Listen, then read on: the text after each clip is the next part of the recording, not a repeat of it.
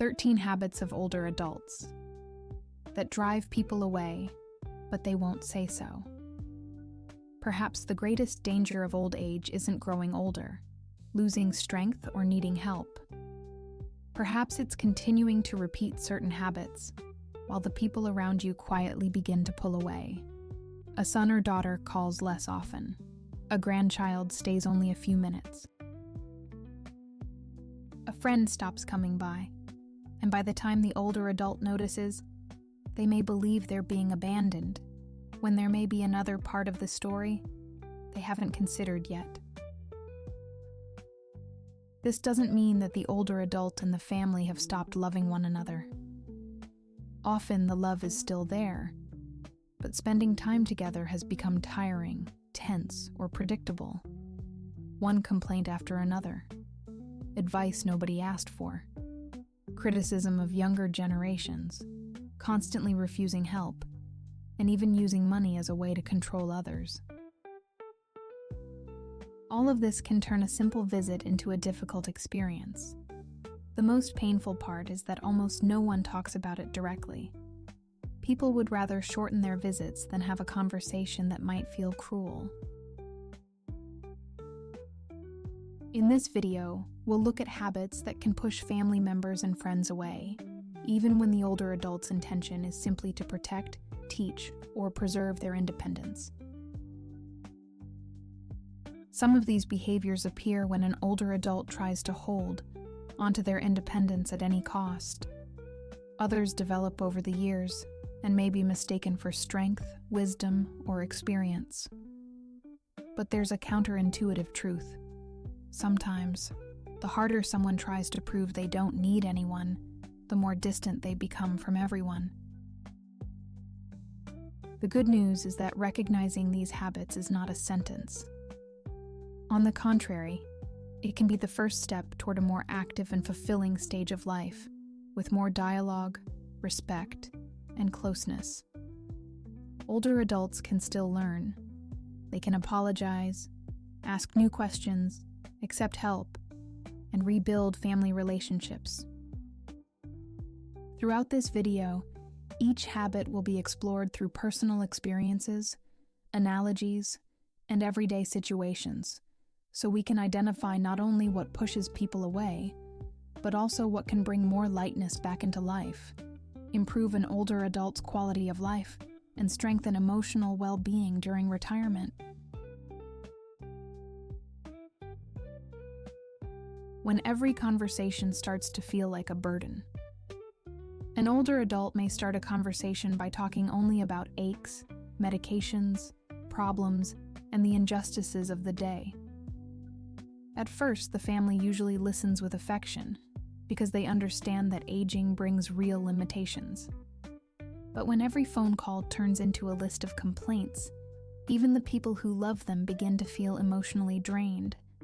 The person listening may not be able to explain exactly why, but they notice that they leave the conversation with less energy than they had before. And often, what seems like nothing more than venting is already creating distance between the older adult and the family. A retired man I once knew used to talk with his brother every Sunday, always at the same time. In the beginning, they talked about football, memories, and plans. Later, he started complaining about the neighbors, politics, the weather, and his own body. One afternoon, he noticed that his brother took a long time to answer and thought, "I wonder if something happened." His brother never directly said why, but he began putting the pieces together. The increasingly short answers, the postponed calls, and the rush to hang up. That was when he realized on his own that the conversations were leaving his brother exhausted and drained, not because of a lack of love, but because his brother came away from each call without the energy to do anything else. At that moment, the man understood that emotional well-being during retirement also depended on the way he communicated. This doesn't mean hiding your pain or pretending that life is always wonderful and problem-free. A simple practice is to share one difficulty and then ask a genuine question about the other person's life. Instead of saying only, "My back is killing me," he could add, "Today was difficult, but I managed to walk a little. How was your day?" This small balance in the conversation directly supports healthy aging because it keeps the dialogue alive instead of turning it into a monologue of complaints. When an older adult shows interest in the other person's life, spending time together is no longer associated only with care and worry. More than that, this kind of exchange strengthens family relationships later in life because it restores the sense of connection to conversations rather than making them feel like an obligation. But there is another, even quieter habit that can make a visit feel less like a get-together and more like a doctor's appointment. When every conversation turns into a medical chart. An older adult may have plenty of reasons to talk about their health. After all, aging brings real limitations, frequent doctor's appointments, and medications that become part of the daily routine. The problem begins when every conversation turns into a list of symptoms, test results, and complaints about the body, leaving no room for anything else. At first, the family listened with attention and concern, but over time, visits began to feel more like trips to a doctor's office than gatherings between people who love one another. The grandchildren would arrive excited, eager to share some news, only to hear their grandmother talk about her cholesterol, her blood pressure, and her latest trip to the emergency room. They didn't lose respect for her, but they did lose the desire to stay, because there was no room in the conversation for them to simply be themselves. A woman I knew was intelligent, had a sharp sense of humor, and an impressive memory. But at some point, she began opening every conversation by talking about her medications. Whenever her grandson tried to tell her about school, she would reply, "Oh, my boy, enjoy being healthy while you can, because later on it's nothing but doctors." The comment sounded harmless, but repeated at every visit, it gradually built a wall between them.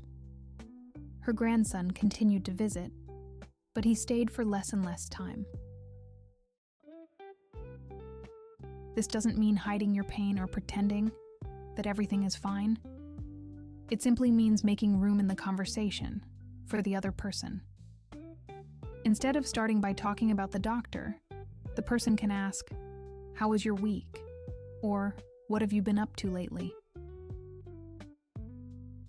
Health can certainly come up in the conversation, but it doesn't have to be the opening subject or the only one.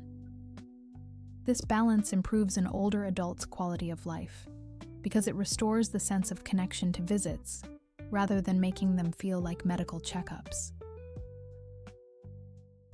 But there is another, even more common habit that turns a simple conversation into a lecture nobody asked for. When experience turns into authority, an older adult carries decades of stories, losses, and lessons that naturally deserve respect and attention. The problem begins when that experience stops being offered as a contribution and starts being imposed as an instruction. In the relationship between an older adult and their family, many conversations can turn into corrections, comparisons with the past, or judgments about how younger people should behave. The senior adult believes they are protecting and guiding others, but the person listening may feel that they can never do anything right. Wisdom, when offered without listening or asking questions, loses its value as guidance and begins to be avoided. A retired man used to correct his son whenever he mentioned how he was raising his own children. The grandfather would tell him how the children should study, behave, eat, and organize their routines, because he had already been through all of that before. One day, he noticed that his son had stopped sharing his decisions and difficulties, not because he lacked trust, but because he wanted to avoid yet another stream of instructions. The father then realized that his intention was to help, but the effect was making his son feel that his choices had no value. That was when he understood that preserving family relationships later in life requires recognizing when to speak and when to simply listen. Before offering a solution, the person can ask, "Would you like a suggestion, or would you rather just talk about it?" This simple question gives the other person the right to choose and keeps the advice from being received as criticism disguised as care. It is also possible to share an experience without turning it into a rule by saying, "I went through something similar, but every situation has its own path." This approach supports an active and fulfilling later life, strengthens emotional well-being during retirement, and improves the experience of spending time with older adults in a tangible way. But there is an even subtler way to impose your own experience, offering solutions nobody asked for while disguising interference as care.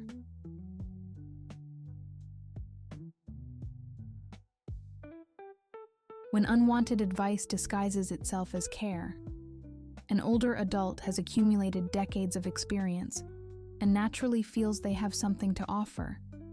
Often, they do. The problem arises when the desire to help turns into an automatic response to every situation, even when the other person simply wanted to be heard. When someone shares a problem, the immediate reaction may be to offer a solution, give guidance, or suggest a course of action. It may seem caring, but it can be perceived as interference.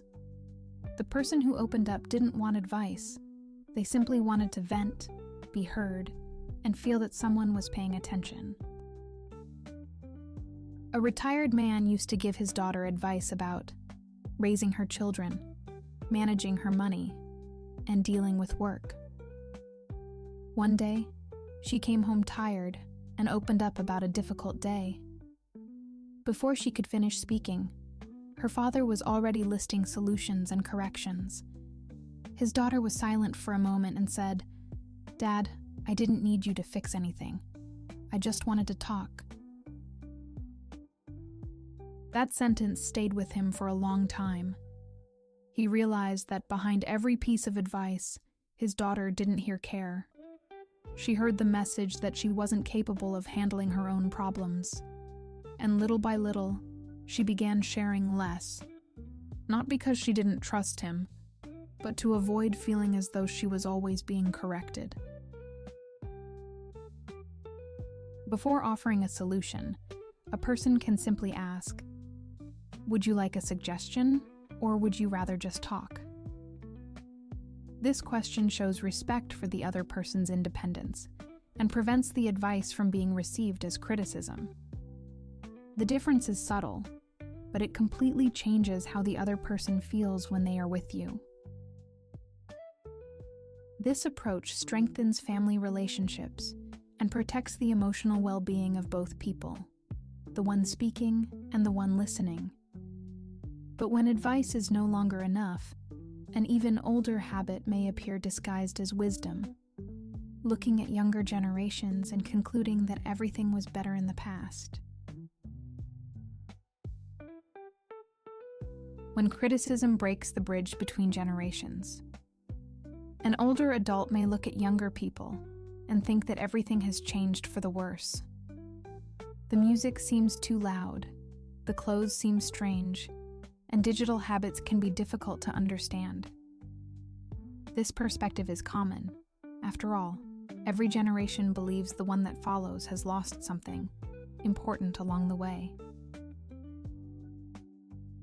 The problem arises when every encounter turns into a series of criticisms, comparisons, and comments like, Things were different in my day.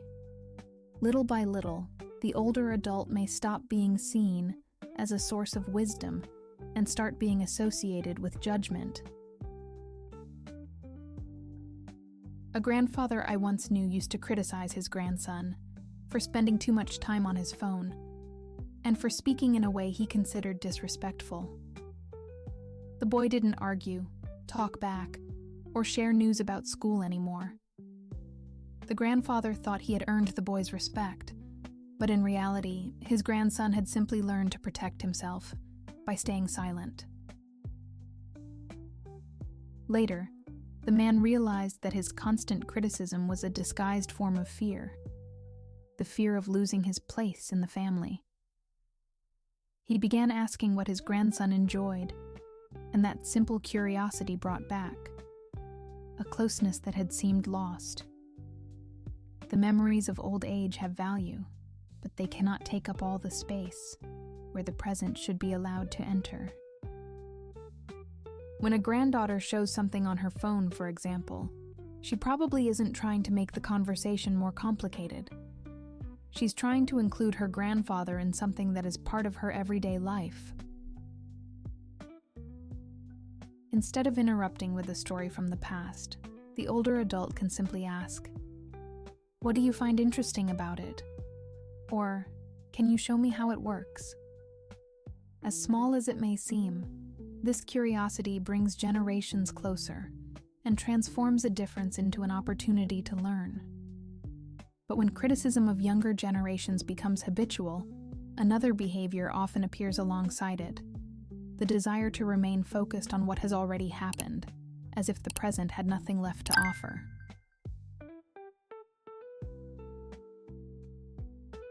When the past takes up all the space in the present, an older adult carries decades of memories, and sharing those stories can be a way of preserving who they were and what they experienced. That has value. Grandchildren need to hear about the past, and families need to know their roots. The problem begins when the past stops being one part of the conversation and becomes almost the only part.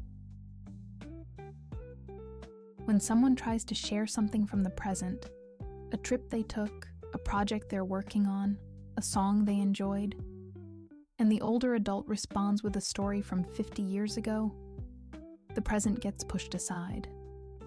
Without meaning to, they send the message that what the other person has to say isn't as interesting as what they themselves have already experienced. A retired man used to talk with his granddaughter every Sunday. She would arrive excited, eager to talk about college, her friends, and her plans. But before she could finish her second sentence, her grandfather would begin. "Things were different in my day. In my day, people really studied. In my day, we didn't have all this nonsense." His granddaughter would smile and nod, and over time she began arriving later and leaving earlier. One day she showed him a photo on her phone, something that had made her very happy. Her grandfather looked at it for a second and said, "In my day, we didn't need screens to be happy." She put her phone away, thanked him for the visit, and left. She wasn't angry. She was giving up on trying to include her grandfather in her own life. Living in the past doesn't mean you have to stop remembering. It simply means making room for the present, for what the other person is experiencing now, and for what matters to them today. A simple question can change everything. "Tell me more about that." Or, "How did you feel when it happened?"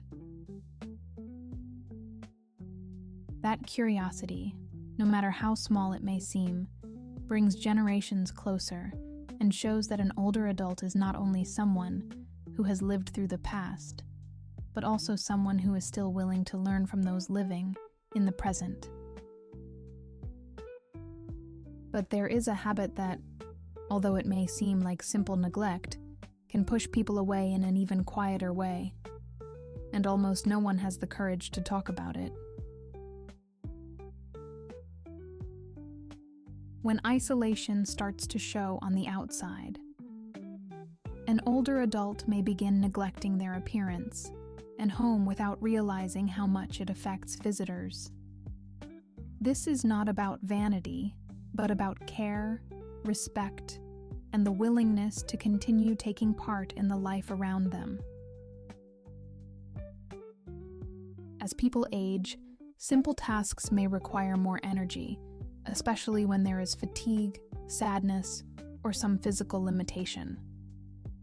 Even so, when the home is always cluttered or clothing is left uncared for, others may feel uncomfortable. And the most delicate part is that almost no one talks about it, because they don't want to hurt the dignity of someone who is already facing so many changes in later life. A very kind retired man lived alone and received very few visitors. He believed his family members were busy, but his home had a strong odor, piles of clothes, and very little ventilation. One day, a niece opened the windows, took some clothes to be washed, and suggested a simple care routine. The man realized that he didn't need to turn his home into a showroom.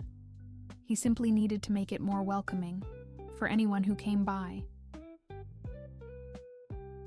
That small change made visitors stay longer and feel more comfortable, showing that an older adult's quality of life also involves the space where they live.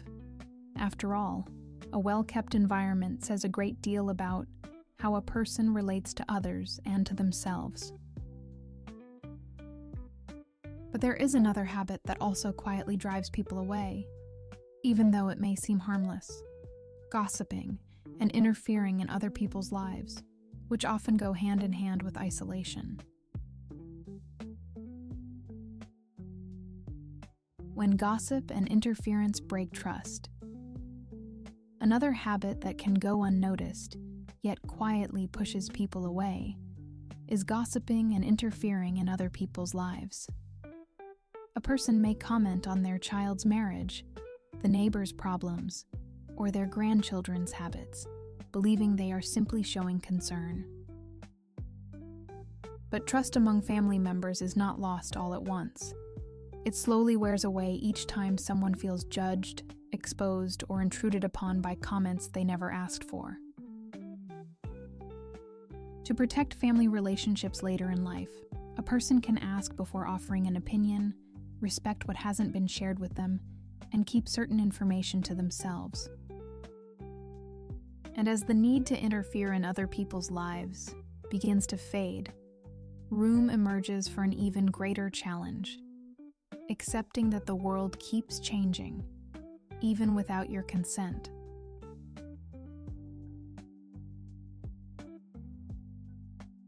When refusing to learn new things closes the door, an older adult may feel that the world has changed too quickly. Technology, the ways people communicate, social customs, everything seems to have moved at a pace they haven't been able to keep up with. It's understandable that, faced with all this, they may feel like saying, "That's not for me. I've lived this long without needing it." The problem is that when a person refuses to learn anything new, they're not just rejecting a piece of technology. They're rejecting the way the people around them live, communicate, and stay connected. When a grandchild tries to show them how to make a video call and hears, "I don't need that," they're not simply receiving a refusal. They're receiving the message that the way they live isn't valid in their grandparents' eyes. A retired man resisted for years learning to use his cell phone for anything, beyond making calls. When his children suggested that he install a messaging app, he would reply, "If you want to talk to me, you can call. That's always worked." But over time, he realized that his children were calling less often. Not because they didn't care, but because life had become busier, and the most natural way to send a quick "How are you?" was by text. He waited for the phone to ring. They waited for a reply on their cell phones. One day, His grandson showed him a picture he had taken at school. Something simple, a funny moment during recess. His grandfather looked at it and said, "Well, that's something, but I don't know how to use this." His grandson replied, "Grandpa, you just have to look at it. You don't need to know anything." At that moment, the man realized that he wasn't rejecting technology. He was rejecting an opportunity to connect. He agreed to let his grandson teach him how to look at pictures on his phone, and then asked him to show him how to send a message. It only took a few minutes, but it changed the way the two of them communicated from then on. Learning something new later in life doesn't mean abandoning the values of the past. It simply means recognizing that the world keeps moving, and that people want to include older adults in that movement. You don't have to master every piece of technology. You just have to be willing to try, make mistakes, and laugh at your own confusion. This attitude supports healthier aging, keeps the person connected to younger generations, and improves their quality of life in a tangible way. But when a person refuses to learn, they may end up falling into another habit that looks like sadness, but is often a way of demanding attention.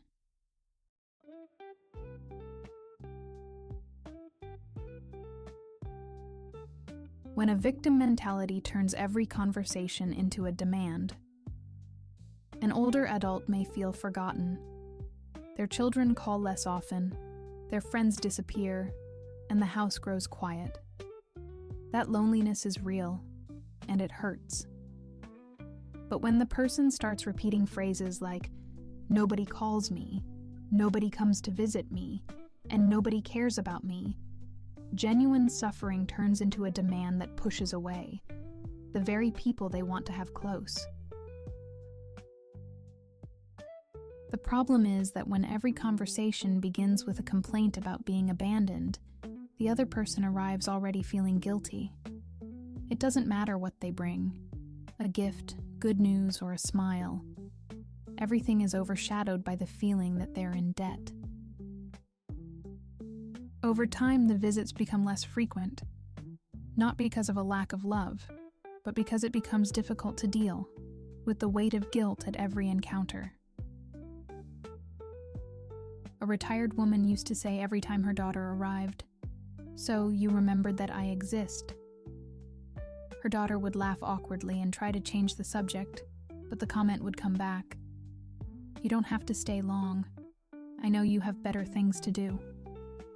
The mother's intention was to show that she missed her daughter. The effect was to make her daughter feel that no visit would ever be enough. One day, her daughter arrived and, before her mother could say anything, hugged her and said, "Mom, I've missed you. I may not come by all the time, but when I do, I want to truly be here with you." Her mother was silent, her eyes filled with tears, and she said, "I've missed you too." It was the first visit in a long time that did not begin with a demand. Replacing "nobody comes to visit me" with "I've missed you" may seem simple, but it changes everything. One statement creates guilt, the other invites closeness. One pushes people away, the other brings them closer. The older adult can begin saying, "I'm so glad you came. I've been wanting to talk with you." This change protects emotional well-being during retirement, because it turns the visit into a pleasant connection, rather than a session filled with explanations and justifications. But there is another habit that also pushes people away, even though it may seem like a sign of strength: refusing to accept any kind of help.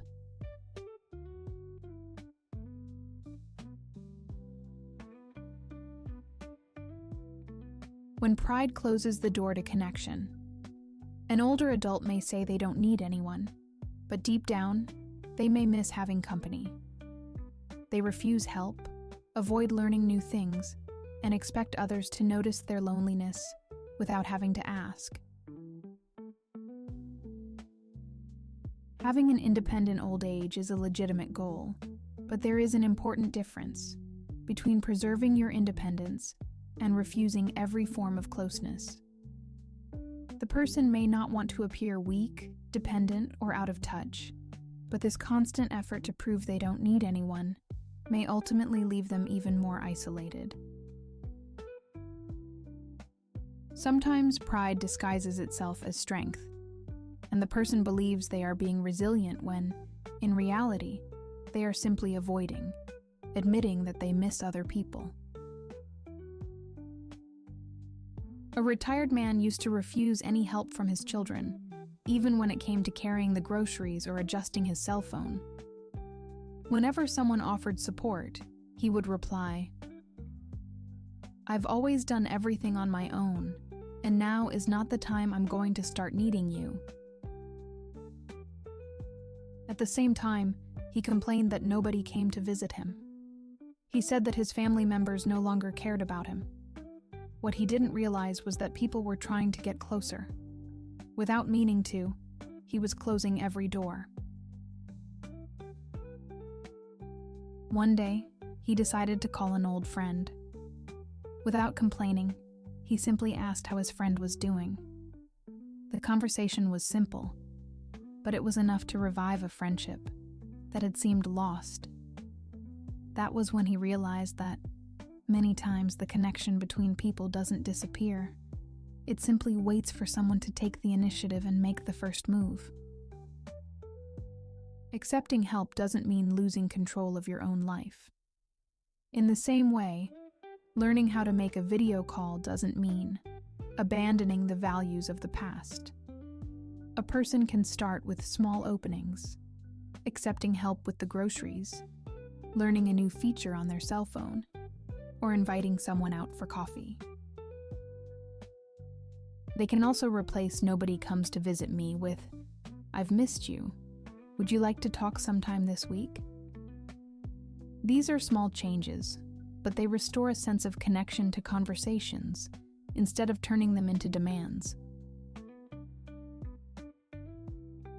These attitudes strengthen life later in adulthood.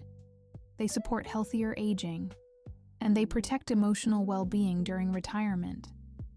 But there is an even more delicate way to push people away, offering help, money, or sacrifices, and expecting obedience in return.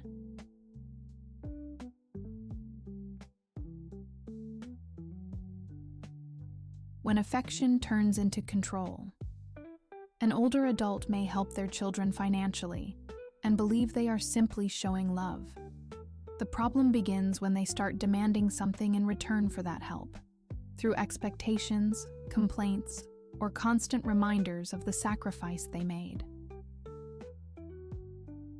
The phrase "I did everything for you" may sound like proof of affection, but it functions like a debt that the older adult never considers fully repaid. In practice, money stops being a form of care and starts being used as a condition. The father or mother continues helping, but expects the child to obey, agree, or submit in return. This behavior deeply affects the relationship between the older adult and the family, even when the initial intention was simply to protect and provide support. A retired man used to pay some of his son's expenses, but he always brought it up during arguments. Whenever his son made a decision different from his own, he would say, "After everything I've done for you, is this how you're going to thank me?"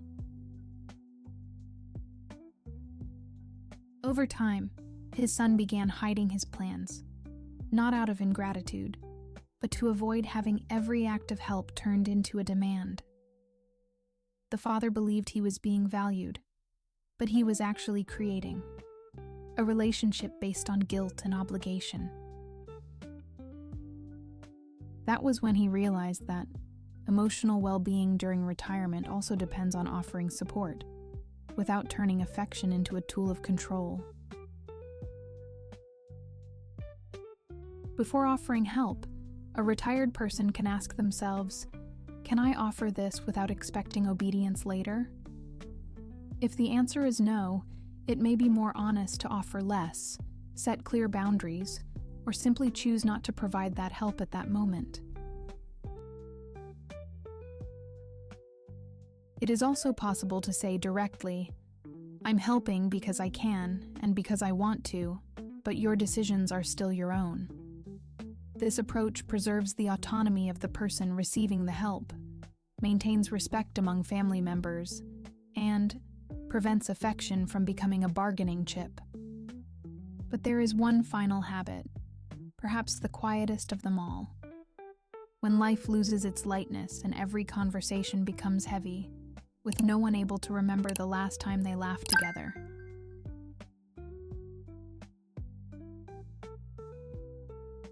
When life loses its lightness, an older adult may carry so many losses that they begin to believe smiling would mean denying their own reality. After years of facing goodbyes, limitations, and changes, a sense of humor may slowly disappear until it feels like something left behind.